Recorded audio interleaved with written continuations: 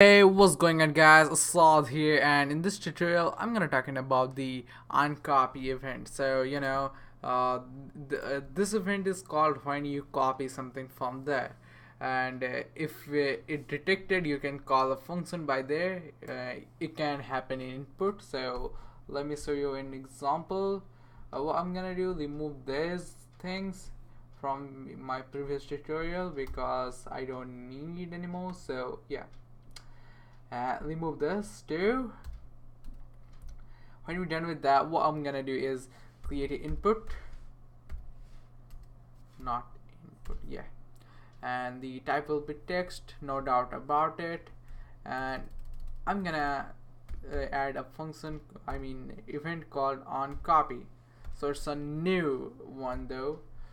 It's not standardized until now.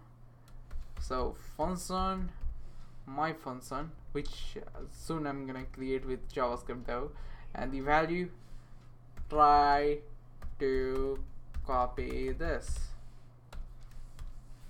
And when you're done with that, what I'm gonna do is create the script for that.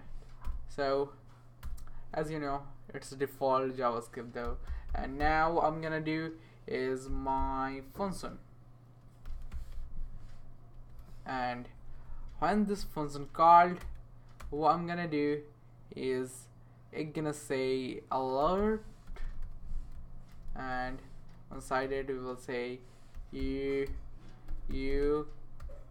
copied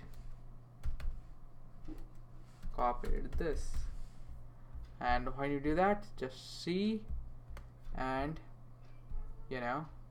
I'm showing you that because if we do that, you can understand what I'm doing. So wait,